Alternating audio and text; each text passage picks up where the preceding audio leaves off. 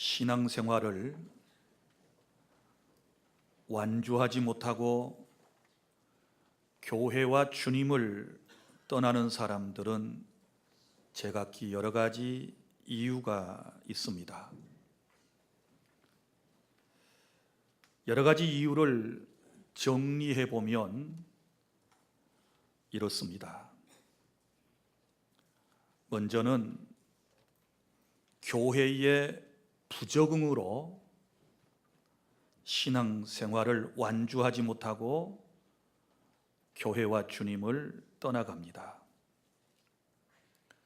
처음 시작은 좋았는데 교회의 사명이라든지 교회의 구조 혹은 분위기 등이 마음에 맞지 않아서 그런 교회의 환경에 적응하지 못하고 교회를 떠나는 경우들이 있습니다. 또 어떤 사람은 죄를 지어서 교회와 주님을 떠나기도 합니다. 사람이 죄를 짓게 되면 죄책감으로 교회를 떠날 가능성이 높습니다. 그러나 실제로 교회를 떠날 땐 다른 이유들을 대기 때문에 교회가 아주 혼란스러울 때가 있는 것입니다. 또 어떤 사람들은 갑작스러운 사건으로 교회를 주님을 떠나기도 합니다. 예를 들어서 출산했다든지 혹은 승진하게 되었다든지 혹은 더 좋은 환경으로 이사를 하게 되었을 때 교회를 떠나 다른 곳으로 갈 수 있습니다.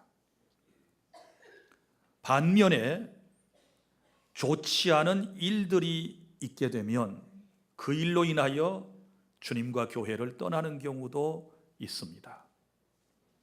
원치 않게 갑자기 어려운 일을 당했다든지 질병으로 고통을 받게 된다든지 혹은 시험으로 그리고 혹은 어떤 사람은 사망을 통하여 교회를 떠나게 되는 경우들도 있습니다.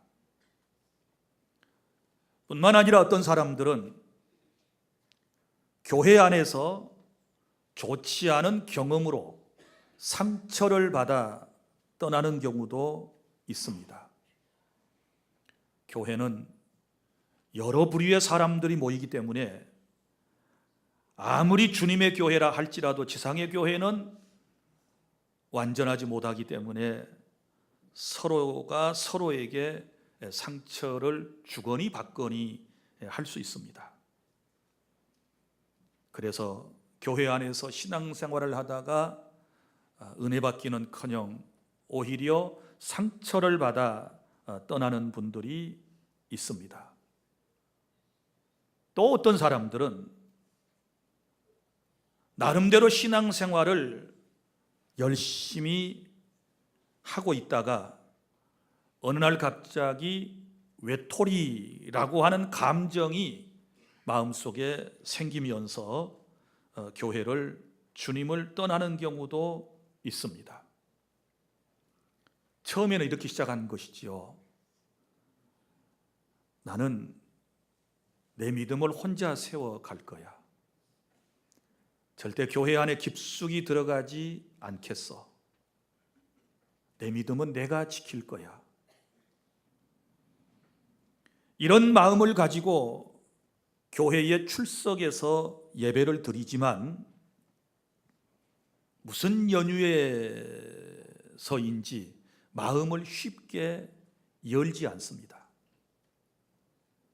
예배가 끝나자마자 공동체로부터 빠져나가 자기의 길로 가버리는 사람들, 마음을 도무지 열려고 하지 않습니다. 교회 공동체 안에 들어오지 않기 때문에 소속감이 없습니다. 그러다가 어느 날 외톨이 감정을 느끼게 됩니다. 자기가 그렇게 교회 생활을 했으니 옆에 누가 친구가 되어주겠습니까? 사람의 삶이라고 하는 것이, 교회 생활이라고 하는 것이 자기 혼자서는 할 수 없다고 제가 늘 말씀을 드렸지 않았습니까? 구원은 개인적으로 받지만 구원 받고 난 이후에 천국에 이르기까지는 교회라고 하는 공동체를 통해서 하나님께서 우리를 이끌어 가신다라고 하는 말씀을 여러분들에게 수차례에 걸쳐서 드렸습니다. 그런데 이런 교회의 소중성을 모르고 자기 믿음 자기가 지키겠다며 자기 스스로 외톨이 상황을 만들어내게 되면 사람이 살다 보면 어려운 일이 생기고 고통스러운 일이 생기고 누구에겐가도 기도를 부탁해야 할 때가 있는데 그럴 사람이 없으면 힘들어져서 혼자 견디다 못해서 결국은 교회와 주님을 떠나게 돼요. 반면에 사람이 살다 보면 좋은 일도 있어서 서로 그 기쁨을 나누고 싶은데 아무도 축하해 줄 사람이 없으면 외톨이죠. 누가 그렇게 만들었나요? 본인 스스로 판 함정이지요. 그러다가 어느 날 어려운 일이 생기면 교회가 사랑이 없어, 나는 외톨이야, 나를 잘 보살펴 주지 않았어, 이러면서 주님과 교회를 떠나기도 합니다. 그리고 또 하나의 이유는 지겨움 때문입니다. 사실 신앙생활은 늘 반복적입니다. 주님 오실 때까지 특별한 모습으로 우리가 주님을 섬기는 거 아닙니다. 이전에 해왔던 방식에 따라 신앙은 전통에 따라 정통으로 하나님께 예배하고 하나님을 섬기는 것 아니겠습니까? 세상에서 말씀대로 살다가 주일이 되면 교회 와서 예배하고 예배 시간이 되면 1시간에서 1시간 반 정도 주일 예배 드리고 말씀 듣고 기도하고 찬송하고 그리고 또 돌아가고, 이게 반복적이에요. 어찌 보면 굉장히 믿음이 없는 사람에게는, 성령의 감동에 의하여 움직이지 않는 사람은 이런 모든 신앙생활이 지겨울 수 있습니다. 그래서 이 지겨움에서부터 탈피하기 위하여 교회마다 다양한 프로그램을 들여와서 예배 의식에 어떤 변화를 준다든지 교회 프로그램의 어떤 획기적인 변화를 꾀하지 않습니까? 그러나 여러분, 성령 하나님의 역사 없이는 사실 모든 프로그램이, 신앙생활 자체가 지겨운 것입니다. 그러나 하나님의 은혜 가운데서 우리가 신앙생활을 하고 영과 진리로 예배하게 되면 날마다 새록새록 우리가 새로운 영적 감동을 받으며 하나님과 친교하며 사귐의 역사가 일어나게 될 줄 믿으시기를 바랍니다. 그리고 또 신앙생활을 완주하지 못하고 교회와 주님을 떠나는 분들, 자신의 원하는 바가 이루어지지 않게 되면 그렇습니다. 사실 신앙생활이라고 하는 것이 우리가 궁극적으로 추구하는 목적이 있지 않겠습니까? 여러분이 교과서적으로 대답을 하신다면 왜 예수님을 믿습니까? 왜 교회에 다니십니까? 왜 하나님을 믿습니까? 이러면 뭐라고 대답하겠습니까? 하나님의 자녀가 되어 구원받아 천국 가기 위해서 예수님을 믿습니다. 이렇게 대답을 하실 겁니다. 그런데 이 대답 이면에는 또 다른 여러분들의 목적이 있습니다. 병을 고침받기 위해서, 가정의 평안을 위해서, 더 내 삶이 윤택하고 부요해지기 위해서, 내 육신의 삶이 더 질적인 향상이 있어지고, 그리고 정말 만족스러운 삶을 살아가기 위하여 여러분이 신앙생활을 하는 것은 아닙니까? 그런데 이런저런 내 개인의 혹은 여러분의 가족들에 대한 어떤 바람들이 제때에 이루어지지 않거나, 또 혹은 이것이 전혀 이루어질 기미가 보이지 않게 되면 사람들은 교회와 주님을 떠나게 됩니다. 이게 안타까운 지상교회의 현실이고 오늘 저와 여러분들의 모습이기도 합니다. 우리 모두가 이런 약점을 가지고 오늘 이 자리에 왔고, 하나님께서는 이러한 우리의 부족한 모습들을 아시고 말씀을 통하여 저와 여러분을 격려하시고 신앙생활을 도대체 어떻게 나가야 끝까지 완주할 수 있을 것인가에 대하여 우리에게 말씀해 주심을 깨닫는 시간이 되기를 바랍니다. 성도 여러분, 신앙생활은 운동장에서 경주하는 것과 같습니다. 그리고 이 신앙생활의 경주 목적은 누가 1등으로 골인하는가, 이것이 아니고 완주하는가에 대한 문제입니다. 세상의 경기는 어떻습니까? 모두 다 1등이 목표지요.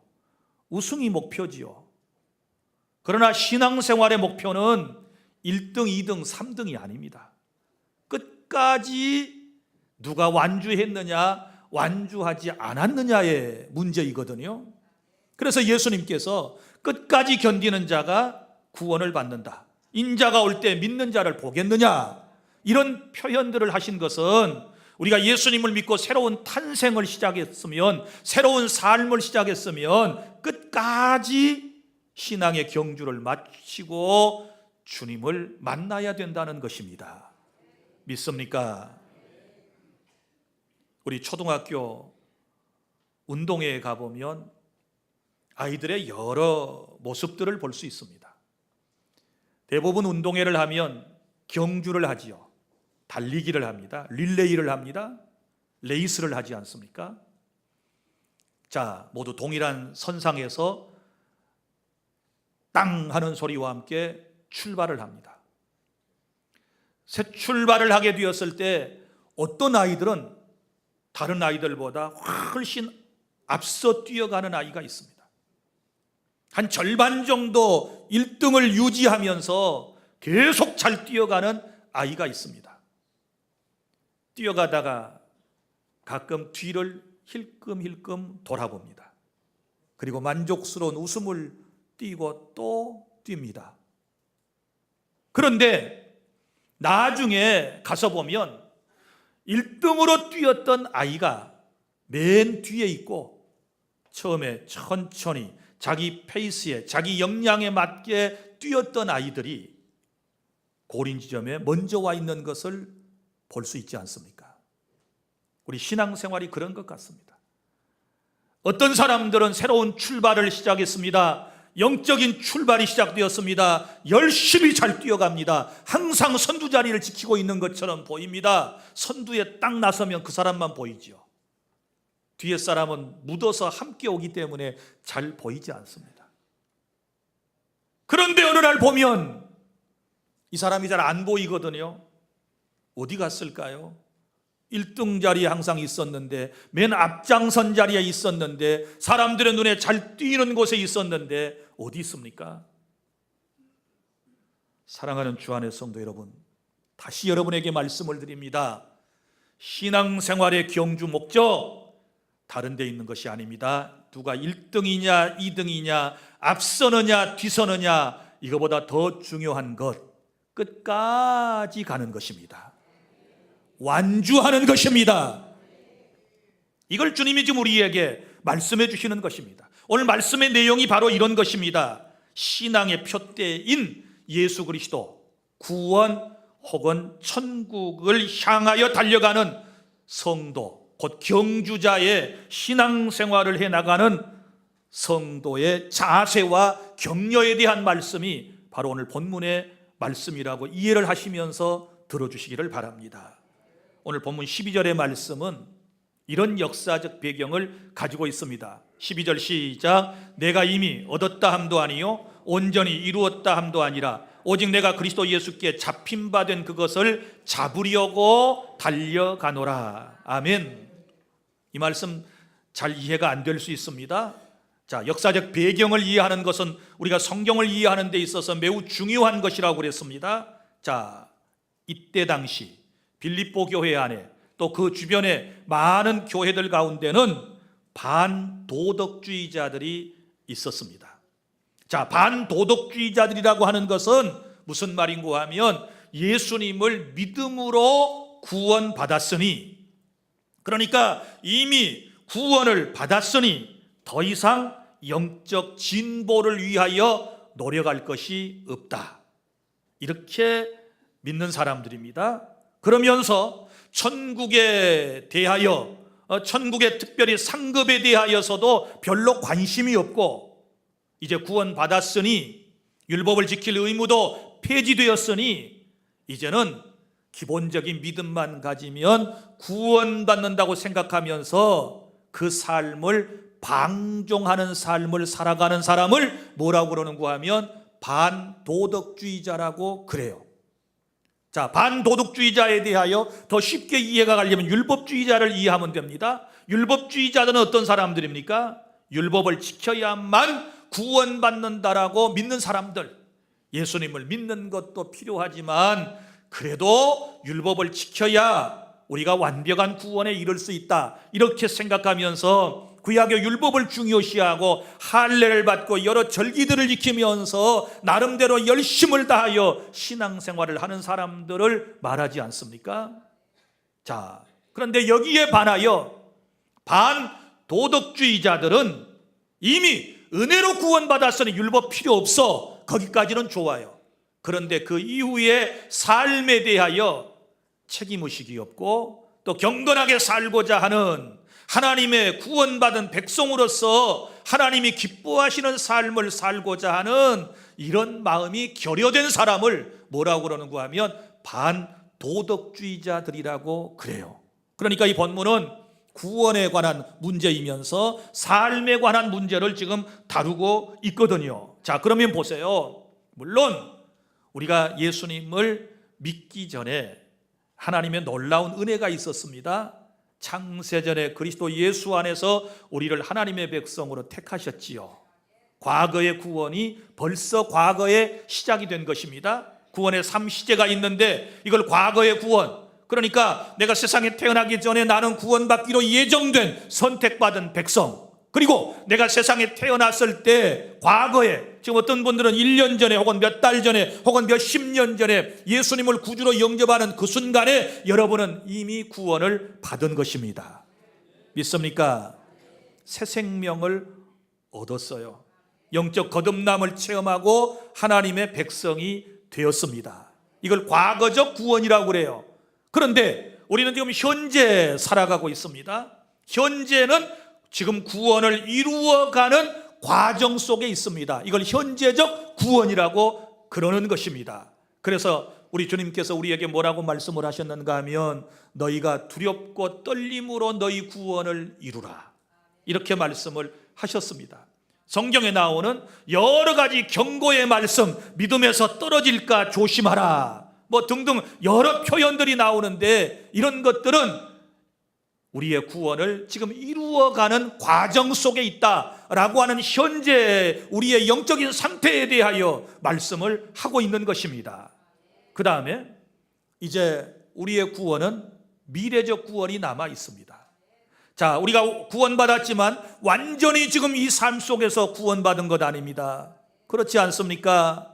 만약에 완벽한 구원이 이루어졌다면 우리에게는 질병도 없어야 되고 우리에게는 고통도 없어야 되고 우리에게는 죽음도 없어야 되고 그래야 맞는 것입니다. 그런데 구원받았지만 여전히 우리는 이 세상 속에서 환난과 시험과 역경과 고난과 고통 가운데서 살아가고 있지 않습니까? 그럼 우리의 구원은 언제 이루어집니까? 우리 주님이 다시 오셔서, 믿습니까? 주님이 오셔서 그리고 우리가 완전한 부활체로 부활을 하고 난 이후에 우리의 구원이 완성된다라고 하는 사실을 믿으시기를 바랍니다. 그러니까 정확한 대답은 이렇게 되는 것입니다. 나는 이미 구원받았습니다. 그리고 나의 구원은 이루어져 가고 있고 주님이 오시면 나의 구원은 이루어집니다. 할렐루야. 믿습니까? 지금 이러한 상황에 있는 빌립보 교회 성도들을 지금 생각하면서 이 말씀을 주신 것입니다. 자, 그러면 영적인 탄생을 통해서 시작된 성도의 삶, 신앙생활을 완주하기 위해서 우리가 어떻게 살아야 할 것인가에 대하여 오늘 본문은 두 가지로 우리에게 말씀을 해주고 있는데, 자, 신앙생활을 주님 오실 때까지, 내가 부활을 경험할 때까지 여러분들이 완주해 가시려면 첫 번째, 과거를 잊어버리시기를 바랍니다. 13절 시작. 형제들아, 나는 아직 내가 잡은 줄로 여기지 아니하고 오직 한 일, 즉 뒤에 있는 것은 잊어버리고 앞에 있는 것을 잡으려고. 14절 표대를 향하여 그리스도 예수 안에서 하나님이 위에서 부르신 부름의 상을 위하여 달려가노라. 아멘.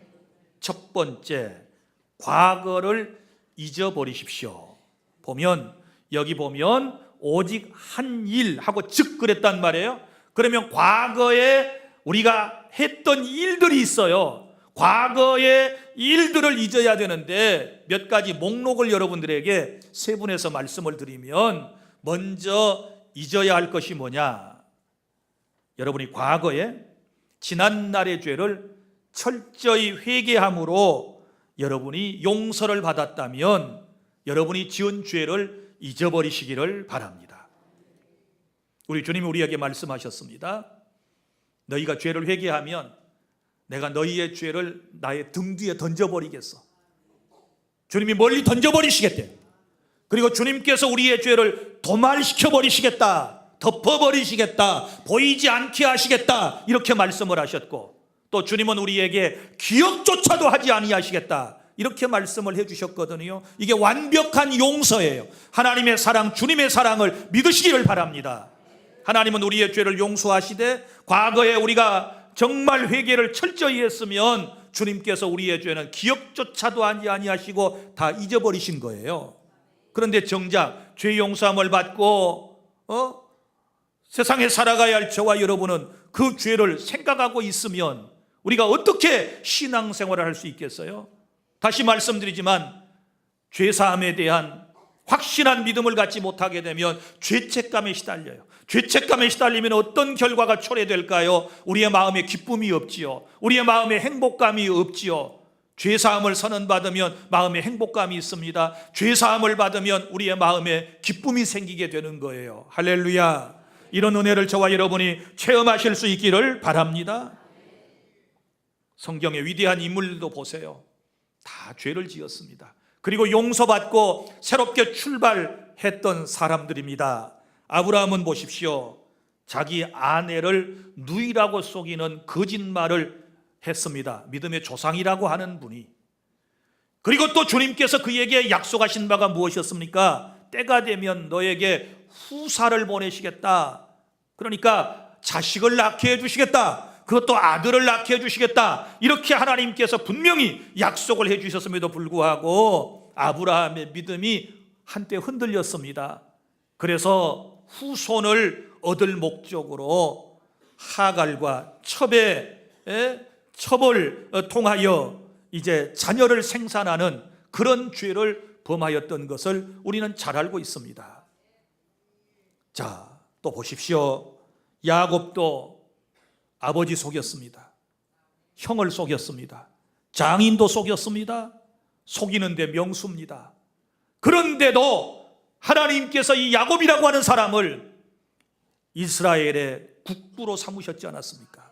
이스라엘이라고 하는 말은 야곱에서부터 나오는 말이에요. 야곱의 이름이 변하여 이스라엘이 되었고 그 야곱의 12아들이 이스라엘 12지파가 되었다는 사실을 여러분이 잘 아시지 않습니까? 그런 죄인이었습니다. 또 보십시오. 여러분, 모세도 사람을 쳐 죽인 살인범이었습니다. 사람을 죽인 적이 있습니다. 그런데도 그가 위대한 인물로 쓰임받았던 이유가 어디에 있을까요? 다윗도 마찬가지 아닙니까? 충신의 아내를 탐해 간음죄를 짓고 베드로는 예수님을 3번씩이나 모른다고 부인을 했던 적이 있었습니다. 그리고 오늘 본문을 기록한 이 바울이라고 하는 사람도 한번 보세요. 이 사람도요 죄인이었습니다. 한때 예수님을 믿는 사람을 박해하는 사람이었고, 심지어는 스데반 집사가 돌에 맞아 순교할 때 그 사람들이 돌로 쳐 죽일 때에 그 위통을 벗고 아마 옷을 벗고서 스데반 집사에게 돌 팔매질을 했어요. 그때에 그 옷을 지켰던 장본인이 누구냐 그러면 이 바울이라고 하는 사람입니다. 그런데도 불구하고 그가 회개하고 하나님께 용서를 구했을 때 하나님은 그에게 사죄의 은총을 베푸시고 그를 위대한 하나님의 종으로 쓰셨다는 사실을 기억하시기를 바랍니다. 사랑하는 주 안의 성도 여러분, 우리 하나님은 사랑이십니다. 우리 하나님은 용서의 하나님이십니다.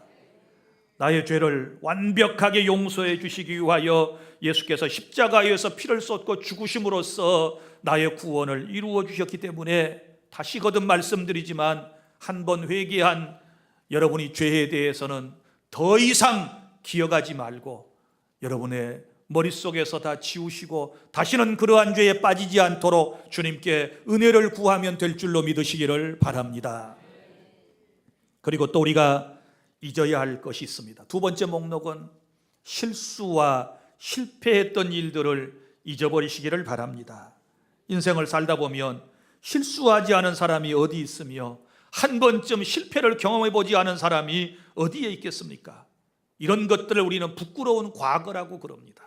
말로 형용할 수 없는 부끄러운 과거가 다 우리에게 있습니다. 다시 말씀드리지만 다윗에게도 실수가 있었습니다. 모세에게도 실수가 있었습니다. 무리바라고 하는 것은 하나님께서 반석을 쳐서 물을 내라고 말씀하시지 않았고 반석을 명하여 물을 내라고 말씀을 하셨음에도 불구하고 그 말씀을 거역하고 반석을 2번 탁탁 치는 실수를 범하였지 않았습니까? 바울도 마찬가지입니다. 그가 예수님을 만나고 거듭나서 하나님의 자녀가 되고 주의 사도가 되어 주님의 귀한 사역을 감당할 때도 보면 여러분 그에게 실수와 실패가 있었지 않았습니까? 예를 들어서 우리는 사도행전에서 이런 내용을 찾아볼 수 있지 않습니까? 선교하는 문제로 자기 동역자와 심히 다투었던 일이 있었습니다. 그의 선생과도 같고 영적인 지도자와도 같은 분이 바나바입니다. 그에게 중매자와도 같은 사명을 바나바라고 하는 사람이 감당을 했습니다. 이 바나바와 이 바울이 선교 활동을 처음에 같이 하지 않습니까? 그런데 다음 선교지를 출발할 때는 이제 서로가 티격태격 다투는 일이 있었어요. 여러분이 잘 아시는 것처럼 누구는 데리고 갈 거냐, 누구는 데리고 가지 않아야 할 것이냐, 이 문제를 가지고 서로 다투다가 결국은 서로가 갈라서지 않습니까? 그래서 바울은 원래 자기가 구상했던 대로 제차 선교지를 방문하는 쪽으로 신라 일행과 함께 그곳으로 떠나가고, 그리고 바나바는 자기가 원했던 자기의 생질인 마가를 데리고 구브로 쪽으로 또 선교 여행을 가는 이런 일들이 있었다 그 말이지요. 그러니까 죄를 짓고 나쁜 짓을 하다가만 서로 다투는 게 아니에요. 선한 일을 하다가, 좋은 일을 하다가, 교회 일을 하다가, 하나님의 일을 하다가, 선교하고 전도하는 일을 하다가도 사람이기 때문에 이렇게 다투는 일이 있을 수 있어요. 이런 생각을 마음속에 계속해서 간직하고 있으면 사역이 제대로 될까요? 안 되는 거예요. 그런데 사도 바울은 이런 걸 속히 잊어버리게 돼요. 또 보세요. 그의 사역 가운데서 치명적인 한 사건이 있었는데, 헬라의 아덴에 가서, 그리스의 아덴에 가서 복음을 전하게 되는데, 이 아덴이라고 하는 것은 헬라 철학의 본산지입니다. 거기에 유명한 소크라테스라든지 플라톤이라든지 여러 유명한 철학가들이 다 거기에서 나왔습니다. 그래서 그들에게 복음을 전해야 되겠는데 어떻게 이 사람들에게 복음을 어필할까, 이렇게 생각을 하다가 철학적인 설교를 했습니다. 그런데 안타깝게도 그 철학적인 그 유식한 설교를 듣고서는 아덴 사람들이 아무도 주님께로 감동을 받고 돌아오지를 않았습니다. 여기서 바울은 깨달았습니다. 그리고는 고린도에 가서 이렇게 말합니다. 내가 다시는 철학적인 설교하지 않겠다. 나는 오직 예수 그리스도의 십자가와 부활만을 전하겠다. 이렇게 다짐하고 예수 그리스도의 십자가 사건과 그의 부활하심에 대하여 설교를 했더니 수많은 사람들이 회개하고 주님께 돌아와 각각 가는 곳에마다 교회가 세워지고 하나님의 영광을 드러내게 된 줄로 믿으시기를 바랍니다. 그는 실수를 반면 교사로 삼은 것입니다.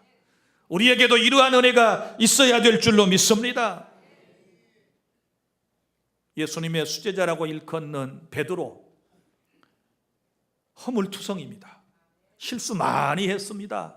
말로도 몇 번씩 실수하고 주님 앞에 너는 나를 넘어지게 하는 자로다, 사탄아 물러가라, 주님께 이런 책망도 받았고, 또 예수님께서 겟세마네 동산에서 붙잡히실 때 그를 잡으러 온 대제사장의 종들이 있었지요. 그 중에 말고라고 하는 사람의 귀를 베드로가 잘라버리는 이런 죄도 있었고, 혈기도 많았고 정말 이 감당하기 힘든 사람이 바로 베드로라고 하는 사람 아닙니까? 그렇게 큰 소리 뻥뻥 치더니 예수님 붙잡혀 가실 때 그는 예수님을 3번씩이나 모른다고 부인하는 실수도 했었답니다. 그런데 이런 모든 것들 다 용서받고 다 잊어버리게 되고 하나님의 은혜로 다시 인생을 새롭게 시작했을 때 주님의 위대한 종들이 되었다는 사실을 기억하시기를 바랍니다. 그러므로 부끄러운 과거 여러분 잊어버려야 돼요. 그리고 남들의 부끄러운 과거 실수도 꺼내지 말아요. 주님이 다 잊어버리셨는데, 주님이 다시 들춰내시지 않는데 왜 우리 사람이 자꾸만 과거의 얘기를 들춰냅니까? 아무도 그럴 자격이 없습니다. 깨달아지시면 아멘. 그리고 또 하나는 우리가 잊어버려야 할 것이 있는데, 슬픈 일들, 괴로운 일들을 빨리 잊어버리시기를 바랍니다. 슬펐던 일이 누구에게나 다 있지요. 그 중에 가장 슬픈 일은 뭐예요? 이별과 사별이라고 생각을 해요. 사별은 더 슬퍼요. 특별히 사별 가운데 부부의 사별이 있고 또 부모와 자식 간의 사별이 있을 수 있는데, 부모와 자식 간의 사별이 가장 큰 슬픔이고 아픔으로 남는다고 그럽니다. 사무엘하 12장 15절부터 23절에 보면 이런 내용이 나옵니다. 다윗 왕이 우리아의 아내 밧세바와의 사이에서 아이를 하나 낳습니다. 자, 그런데 이 아이가 태어나자마자 계속해서 앓기 시작합니다. 얼마나 안타깝겠어요. 아들이 태어났는데 이 아이가 계속 알아있는 상태에서 부모의 마음을 아프게 하는 거예요. 이제 겁안다 죽게 생겼어요. 그때 다윗이 어떡합니까? 금식하지요. 기도합니다. 일주일 동안을 하나님 앞에 식음을 전폐하고 아들을 살려주십시오, 아들을 살려주십시오, 그렇게 기도했지 않았겠습니까? 내 죄는 용서하시고 아들을 살려주세요, 아들을 살려주세요, 이렇게 기도했어요. 그런데 그런 기도의 효험도 없는 듯이 안타깝게도 이 아이가 죽습니다. 아이가 죽고 난 이후에 다윗이 어떻게 한 줄 아십니까? 아이가 죽었다는 확진을 받게 되었을 때 다윗은 일어나서 세수합니다. 그리고 머리에 기름을 바릅니다. 옷을 딱 차려입고, 그리고 아무 일도 없었다는 듯이, 마음이야 찢어질 듯이 아프고 힘들었겠지만 그런 모습으로 이제 신하들을 부르고 신하들에게 음식을 가져오라고 그럽니다. 아까까지는 금식하던 사람이 음식을 가져오라고 그러고 그 음식을 맛있게 먹고 다 치워내는 것입니다. 이 모습을 본 사람들이 깜짝 놀랐습니다. 질문을 합니다. 왕이시여, 방금 전까지는 그렇게 금식하면서 식음을 전폐하시고 울고만 계시더니, 기도만 하시더니 이제 이렇게 음식을 잡수시고 그런 모습을 보이십니까? 그때에 다윗이 했던 말이 있습니다. 아이가 살았을 때 내가 금식하고 운 것은 혹시 여호와께서 나를 불쌍히 여기사 내 아들을 살려주시지 아니할까 하는 그런 마음에서 내가 금식하면서 통곡을 한 것이었고, 이제는 그 아이가 죽었으니 어찌 금식을 하겠느냐? 내가 죽은 내 아들을 다시 돌아오게 할 수 있느냐? 나는 저에게로 가지만 저는 내게로 돌아올 수가 없어. 그러면서 그 사실을 그대로 받아들이는 거예요. 깨달을 수 있기를 바랍니다. 이런 삶의 자세가 필요해요. 다윗은 사랑하는 자식을 잃고서도 그 어려움을 잘도 극복해냈습니다. 믿음으로 극복해냅니다. 여러분, 슬픈 일들, 사별한 일들 우리 잘 믿음으로 극복해내실 수 있기를 바랍니다. 그의 아들 압살롬이 반역을 하다가 먼저 세상을 떠났지만 그는 슬픔에 잠겨 한숨만 쉬다가 인생을 마친 것이 아니라 그는 모든 슬픔을 극복하고 일어서서 성군이 되지 않습니까? 이런 은혜를 저와 여러분이 받아야 세상을 감당할 수 있는 줄 믿으시기를 바랍니다. 세상 살면서 한두 번 눈물 골짜기를 걸어보지 않은 사람이 누가 있습니까? 아니, 오늘 또 어제 저녁에도 눈물로 온 밤을 지새우며 여기까지 오신 분들도 계실 줄로 믿습니다. 우리 주님께서 여러분의 마음을 어루만져 주시고 여러분의 눈물을 훔쳐주실 줄로 믿으시기를 바랍니다.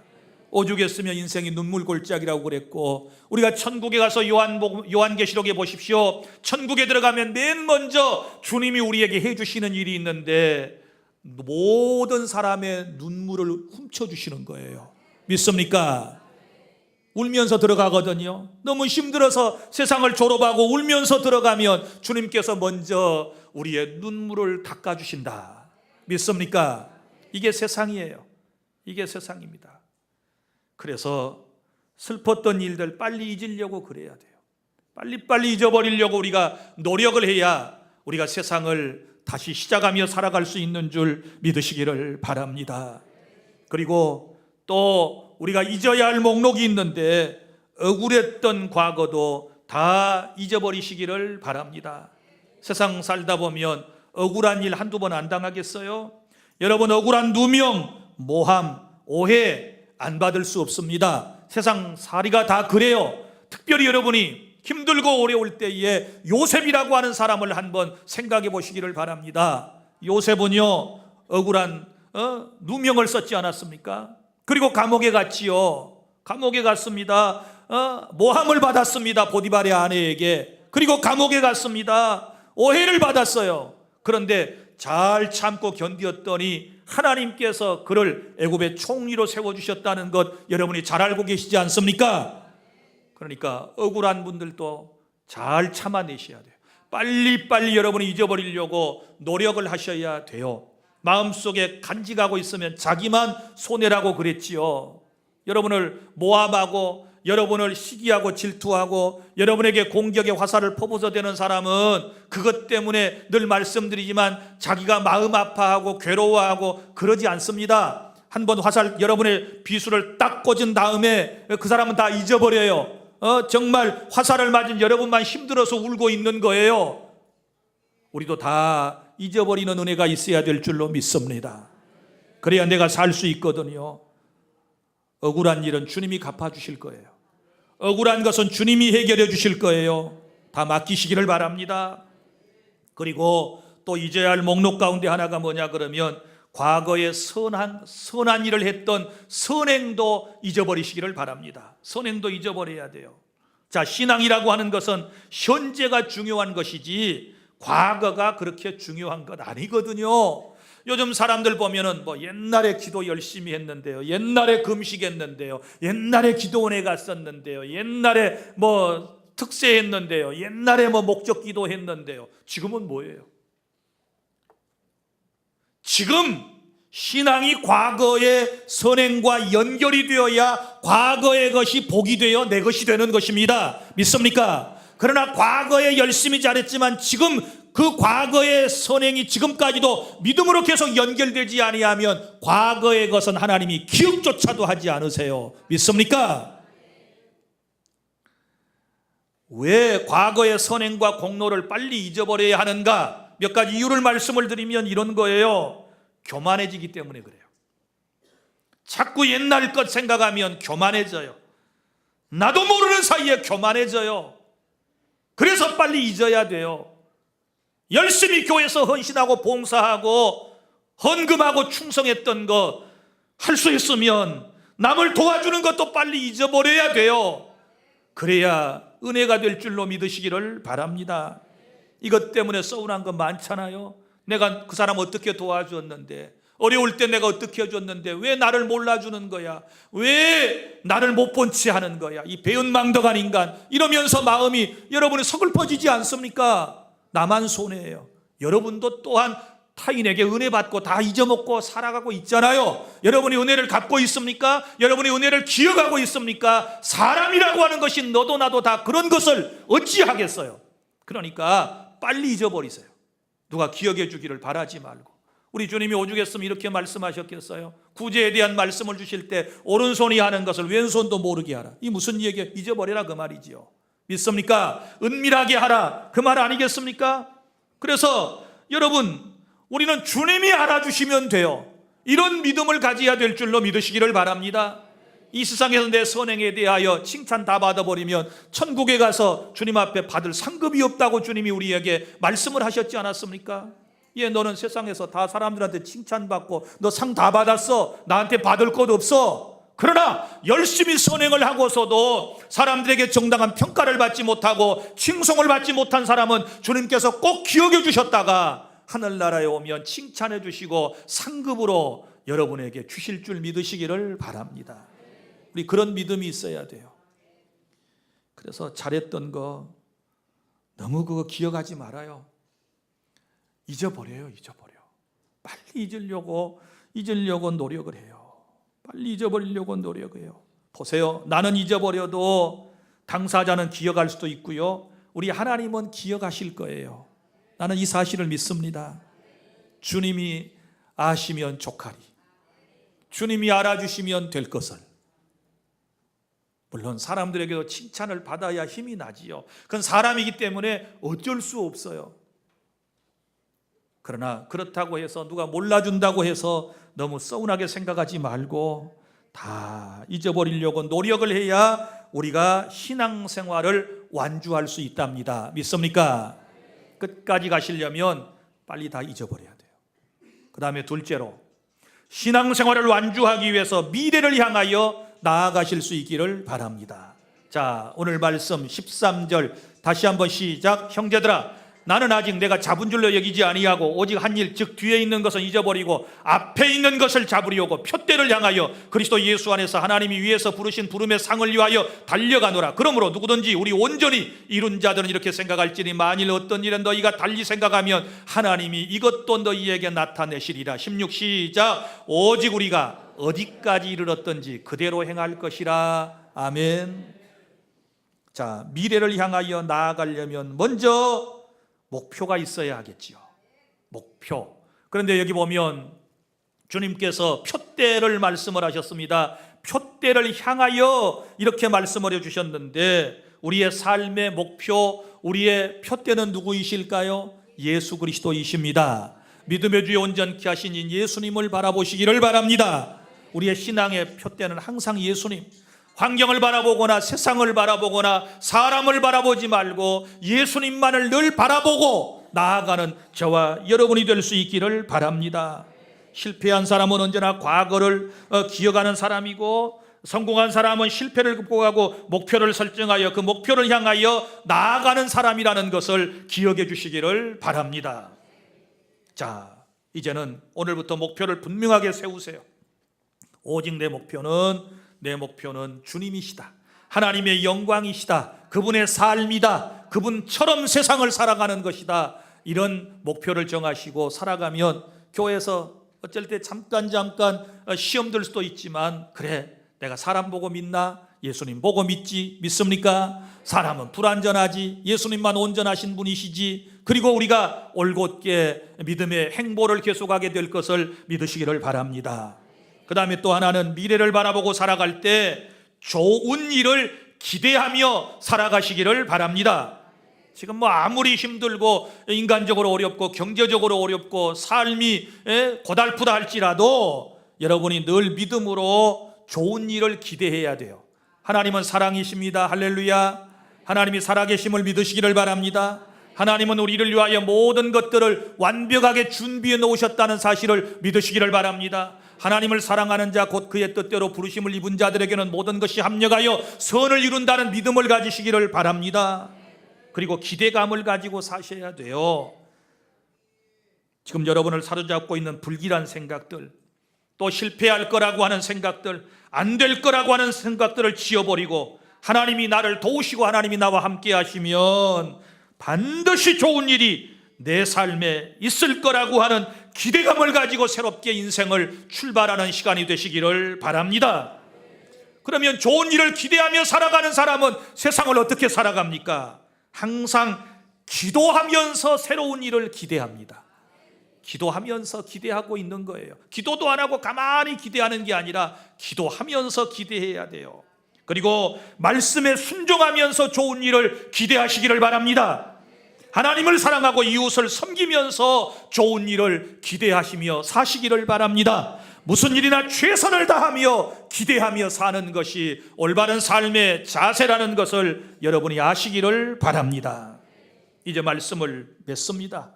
우리는 신앙생활을 완주해야 할 사람입니다. 끝까지 주님 오실 때까지, 내가 부활할 때까지 신앙을 완주해 나가기 위하여 우리는 지난 과거를 잊어버리시기를 바랍니다. 쓰라린 과거의 경험, 불쾌했던 경험, 실수와 실패했던 것들, 슬펐던 것들, 잘했던 것들, 못했던 것들 다 잊어버리고 여러분이 새롭게 주님을 바라보고 나아가실 수 있기를 바랍니다. 인생의 목표를 세우십시오. 천국을 바라보십시오. 좋은 일이 있을 것이다. 행복한 일이 찾아올 것이다. 기쁨의 그날이 올 거야. 승리의 그날이 내게 약속되어 있어 라고 하는 이 믿음을 가지고 오늘 또 새롭게 하루를 시작하며 또 인생을 설계해 나가는 우리 모두가 될 수 있기를 바랍니다. 기도하겠습니다.